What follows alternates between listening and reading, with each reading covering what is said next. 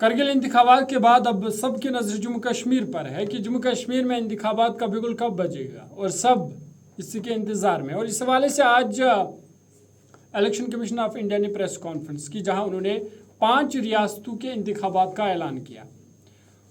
जम्मू कश्मीर के लोगों या यहाँ की जो पॉलिटिकल पार्टीज़ हैं उनकी नज़रें उस प्रेस कॉन्फ्रेंस पर थी और उम्मीद की जा रही थी कि जम्मू कश्मीर के हवाले से भी कोई ऐलान होगा, इंतखाबात के हवाले से तारीखों का ऐलान होगा, लेकिन ऐसा हुआ नहीं।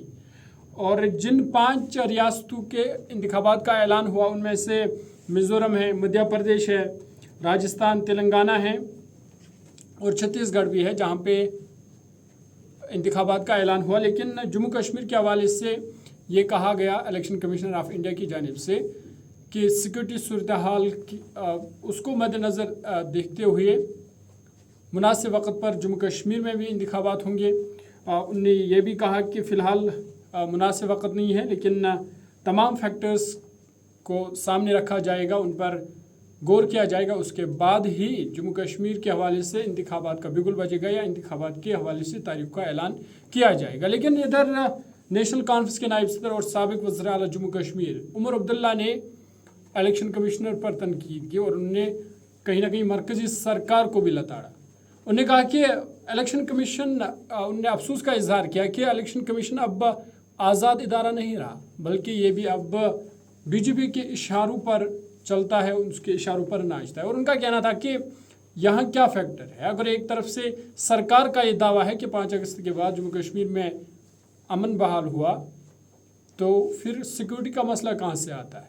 वहीं उन्होंने ये भी कहा कि हुकूमत का दावा है कि इतने करोड़ यहाँ पे सया आए 5 अगस्त के बाद, तो सारे फैक्टर्स तो ठीक है। फिर ये जो इलेक्शन कमीशन का कहना है कि अभी मुनासिब वक्त नहीं है या मुनासिब वक्त पर इसका फैसला होगा या जो फैक्टर्स है उनको देखकर फैसला होगा, तो ये क्या फैक्टर है, ये इलेक्शन कमिश्नर को वाज़ह करना चाहिए।